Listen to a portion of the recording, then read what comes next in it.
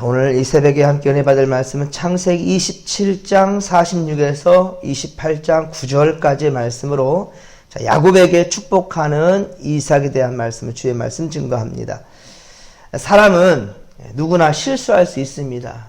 완전할 수 없기 때문입니다. 항상 죄에 노출되어 있고 끊임없이 유혹을 받고 있습니다. 그러기에 여러분도 실수할 수 있고 저도 목사지만 분명히 실수할 수 있습니다. 죄를 지을 수 있습니다. 그러나 실수가 실패를 의미하지는 않습니다. 하나님 앞에 죄를 지은 그 대가를 치르면 고통은 겪을지라도 오히려 복이 될 수도 있습니다. 그리고 가능한 실수를 모면하려고 인간적인 어떤 방법들을 사용하기보다 철저하게 하나님 앞에 자복하고 죄를 뉘우치고 회개하는 것이 몸도 마음도 덜 고생하는 길입니다. 빨리 회복될 수 있는 길이 바로 하나님 앞에 자복하는 거예요. 회개하는 길입니다. 그러나 죄를 저지르고도 아무런 고통스러운 대가를 치르지 않는다면 우리는 계속해서 같은 실수를 반복해서 저지를 것입니다. 자, 이런 의미에서 보면 형벌이나 고통의 대가는 다시 실수하지 않도록 만드는 하나님의 방법일 수 있다는 말입니다. 그렇게 작은 실수는 큰 실수를 막아주기도 한다는 거죠. 그러나 리브가는 야곱으로 하여금 형 에서를 피해 자신의 고향 하란, 즉 오라버니 라반에게로 가게 합니다. 이것은 어머니로서 자식에게 정말 잘못된 코치였어요. 무조건 피하는 게 능사가 아닙니다. 오히려 이 일로 야곱은 몇 날이 아니라 우리 27장 44절 보면 내 형의 노가 풀리기까지 몇 날 동안만 그와 함께 거주하라. 이게 바로 리브가의 생각이었지만 아닙니다. 야곱의 이 몇 날은 20년의 세월을 하나님께서 보내게 됐다는 말이에요. 그래서 이삭은 아들 야곱을 그리워하게 되죠. 20년 동안이나 못 보게 되니까. 또 에서는 아버지 죽는 날을 기다리며 야곱을 죽이려고 했겠죠. 야곱은 고향을 떠나 라반의 집에서 종처럼 일하며 외로운 도망자가 되겠지요. 리브가는 야곱과 에서 사이에서 가슴앓이를 하게 되는 것입니다. 하나님의 보십시오. 뜻을 거스리고 인간적인 판단으로 이렇게 한 가정이 풍비박산되어 버리는 거죠. 그러니까 여러분들 급하다고 해서 인간의 생각과 방법으로 따라가지 않고 어떠한 그런 꾀부리지 말고 있는 그대로 하나님 앞에 있는 그대로 이웃에게 여러분들 실수하고 잘못이 분명히 깨달아진다면 분명히 그 앞에서 밝히는 것이 지혜란 말입니다. 그러면 오히려 그렇지 아니하면 인간의 욕심과 마음으로 간다면 그것이 오히려 인생을 망치게 하는 거예요. 리브가는 야곱으로 하여금 도망할 수 있는 명분을 만들기 위해서 이제 이삭에게 말합니다. 이삭 당신도 자신을 리브가가 바로 그쵸? 이곳 사람이 아니잖아요. 자신을 아나로 맞이하기 위해서 헷 사람에서가 아니라 아버지 아브라함의 고향까지 그렇게 와서 하란으로 보내요. 그렇게 며느리를 구했던 것처럼 자신을 구했던 것처럼 야곱의 아내를 그렇게 구하자라고 그렇게 제안합니다. 왜냐하면 이미 창세기 26장 34절에 에서는 헷 족속의 여인에게서 그것도 둘씩이나 아내를 맞이했잖아요. 이 일 때문에 어땠습니까? 이삭과 리브가는 마음에 근심을 했기 때문입니다. 창세기 26장 34절에 이삭과 리브가는 참으로 근심했더라. 에서가 먼저 결혼했는데 이 에서의 아내가 바로 헷 족속의 여인들, 즉 다시 말하면 하나님을 경외할 줄 모르는 그런 세상 여인을 택했기 때문이거든요. 하지만 지금 야곱이 떠나는 것은 솔직히 결혼을 위해서 떠나는 것이 아니지요. 물론 야곱도 벌써 이제 혼기가 됐기 때문에 넘었기 때문에 어쨌든 아내를 구하는 것은 맞지만 그러나 이 지금 라반의 집으로 가는 것은 결혼이 목적이 아니라 에서의 칼이 무섭기 때문이죠. 에서의 칼이. 그런데도 리브가는 그렇게 말하지 않습니다. 물론 완전히 틀린 말은 아니지만 우리에게는 이렇게 이중성이 있다는 거예요. 말만 들어보면 멋있지만 속을 파헤쳐보면 실상은 그렇지 아니한 때가 얼마나 많냔 말이에요. 바로 리브가도 그랬단 말이죠. 이삭은 집을 떠나는 야곱에게 다른 말보다 첫째, 하나님을 모르는 이방 여인과 결혼하지 말라. 하나님 모르는 이방 여인과 결혼하지 말라라는 것을 당부합니다. 즉 하나님을 경외하는 여자를 배필로 택하라는 것이지요. 그리고 겉면의 말에 이어서 두 번째로 축복을 줍니다. 3, 4절 말씀, 오늘 본문 3, 4절 말씀을 다시 한번 읽겠습니다. 3절, 4절입니다. 전능하신 하나님이 내게 복을 주시어 내가 생육하고 번성하게 하여 내가 여러 족속을 이루게 하시고 아브라함에게 허락하신 복을 내게 주시되 너와 함께 내 자손에게도 주사 하나님이 아브라함에게 주신 땅 곧 내가 거류하는 땅을 내가 차지하게 하시기를 원하노라. 아멘. 여러분, 사랑하는 성도 여러분, 여러분들도 자녀들 앞에서 직접적으로 축복 기도 많이 해주시길 바랍니다. 따로 이 새벽에 기도하는 이 수준이 아니고 자녀들 앞에서 여러분들 축복권이 분명히 부모에게 있어요. 축복권이. 자, 이 축복권은요 바로 이 목사와 담임 목사와 그리고 부모에게 있다는 거예요. 여러분들 그 축복권을 마음껏 활용하란 말입니다.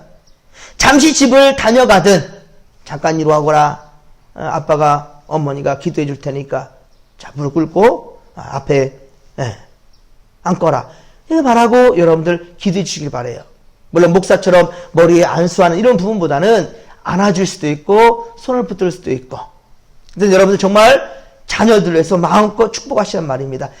집에 잠깐 다녀가는 자식이든 집에서 함께 지내는 자식들이든 자주 기도해주는 부모가 되기를 바랍니다. 부모님의 복을 받고 자라는 자녀는 하나님께서 절대로 포기하지 않는단 말이에요. 그리고 아직 결혼하지 아니한 자식이 있다 한다면 끊임없이 얘기해 줘야 되는 거예요. 아들아, 딸아, 너는 예수 믿는 사람을 만나야 된다. 넌 예수 믿는 사람과 함께 해야 된다. 그래서 믿음의 전통이, 믿음의 유산이 계속해서 물려갈 수 있도록 아들아, 딸아, 손자들아, 손녀들아, 하나님 믿는 사람을 만나야 된다. 끊임없이 권면하고 가르친다는 거예요. 그렇습니다. 부모가 정말로 줄 수 있는 최고의 유산은 바로 축복이라는 거예요. 믿음이라는 겁니다. 정말 부모님의 바램과 하나님의 은혜 가운데 복된 인생들이 될 줄로 믿으시고 그렇게 마음껏 축복하는 우리 부모들이 되기를 주의 간절히 축원합니다. 자, 이삭은 야곱이 자신을 속여 에서의 축복권을 대신 받았다는 사실을 알았기 때문에 괘씸했을 것도 같지만 그러나 하나님은 장자권을 사모한 바로 야곱에게 복이 임할 수 있도록 이삭의 입술을 주장합니다. 이삭의 입술을 주장해서 바로 야곱에게 축복이 선포되는 거예요.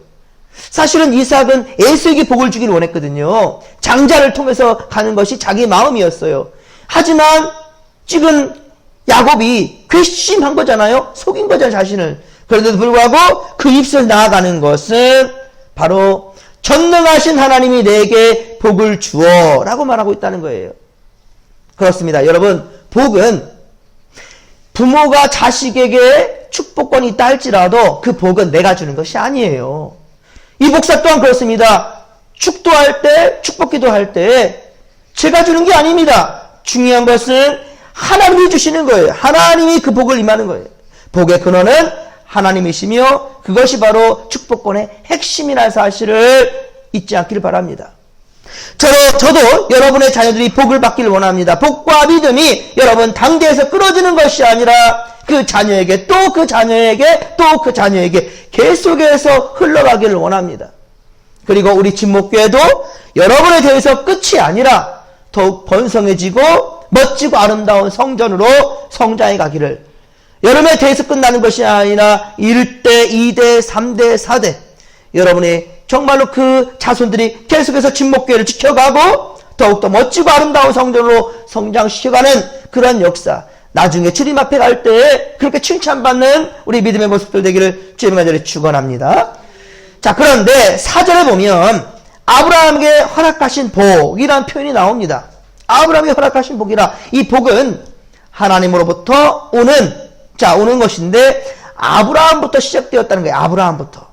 그렇습니다. 아브라함의 복은 이삭에게 갔고 이삭의 복은 야곱에게 가는 겁니다. 그리고 계속 흘러넘쳐서 아브라함과 다윗의 자손 예수 그리스도에게 이어진 거죠. 그래서 마태복음 1장 1절에 아브라함과 다윗의 자손 예수 그리스도의 계보라 라고 나간 거예요.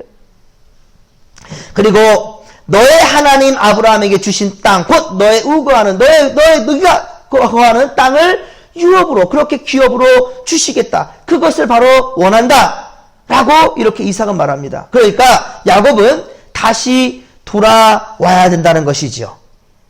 다시 와야 된다는 거예요. 내가 거류하는 땅을 내가 차지하게 하시기를 원한다. 아브라함에게 주신 땅, 아브라함이 주신 땅이 어떤 땅입니까? 바로 이 가나안 땅이죠. 이 땅으로 다시금 돌아오게 될 거라는 것을 얘기하는 거예요. 그런데 6절에 보면 아버지 이삭이 야곱에게 축복하고 가나안 땅의 헷 족속의 여인이 아니라 어머니 리브가의 고향 하란 땅 밧단 아람으로 보내는 것을 지켜보는 자가 한 사람이 있었습니다. 그게 누구였습니까? 바로 에서였습니다. 그러니까 에서는 그걸 다 지켜보고 있는 거예요. 바로 이삭이 야곱을 따로 또 불러가지고 이 땅의 여인을 택하지 말고 네 어머니의 고향, 어떻게 보면 아브라함의 고향이었죠. 아브라함이 너의 할아버지의 그 고향으로 가서 여인을 택하라는 거예요. 결국 이것을 근데 누가 지켜보냐? 에서가 지켜보고 있다는 거죠. 참 얼마나 기가 막히겠습니까? 결국 에서는 아무 복을 받지 못하고 마음에 심한 상처만을 입었지요. 그리고 상처 입은 마음을 어떻게 해요?